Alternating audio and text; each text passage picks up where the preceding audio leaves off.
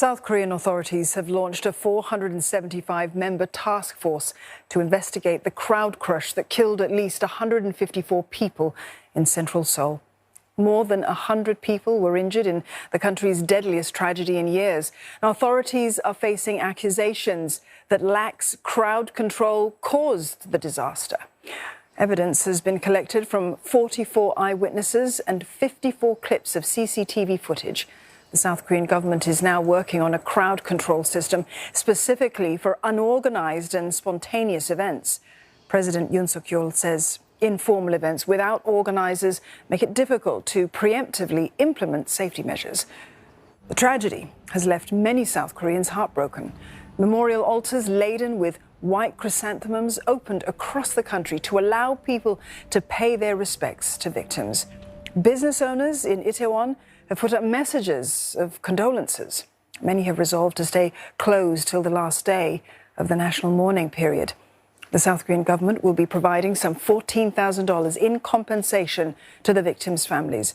This is on top of $10,000 to help cover funeral expenses. Survivors will receive compensation of up to $7,000 depending on the seriousness of their injuries. Equal assistance will also be given to foreigners who got caught up in the disaster. Out of those killed, 26 were foreigners who came from 15 different countries. For the latest, CNA's Lim Yoon-suk reports live from Seoul. Yoon-suk, you're at the memorial altar outside Seoul City Hall right now. How are South Koreans coping with this tragedy? Well, I think the whole country is in a time of mourning. I mean, President Yoon Suk-yeol did designate this week as a period of mourning nationwide. But talking to South Koreans, they're all hurting right now, whether they had family members who were in this incident or not. They're all saying that they can feel and they are in grief, especially because of the fact that many who died were just teenagers and people in their early 20s. And there was even a middle school student and several high school students who died in this tragedy. So it is something that all South Koreans are mourning. And right now I am outside the Seoul City Hall where there is this memorial altar that was set up early this morning. And this is one of the two that has been set up in the capital Seoul.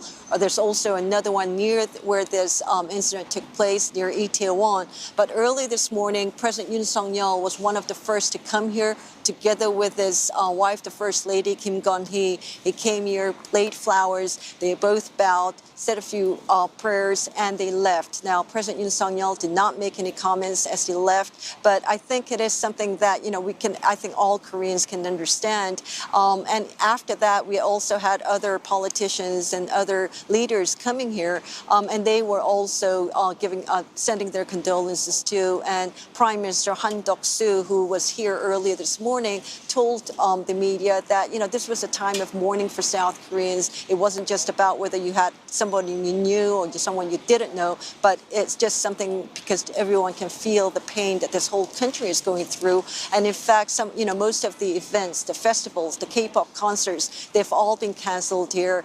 Some of the movie premieres that were supposed to be held, that have all been canceled. And also the three largest TV networks here have canceled all their entertainment programs because this is a time of mourning for all South Koreans nationwide. Yoon-suk, the wheels are in motion to probe how this could have happened. Do we have any updates on the investigation so far?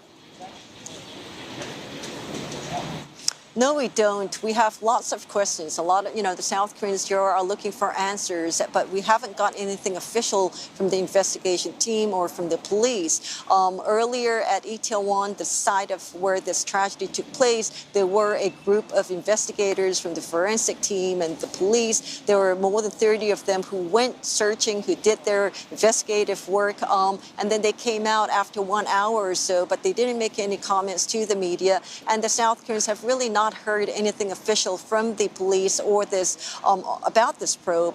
If you look back in 2014 when we had a similar incident where more than 300 young students died in the sinking of the Seoul ferry, at least then there was this captain who fled, leaving everyone behind, and he was later tried and he's serving term right now. But in this case, there wasn't really anyone who had organized this event. And so right now they're saying it's difficult to hold one person responsible for this. But South Koreans are looking for answers, and hopefully they'll be able to find it soon.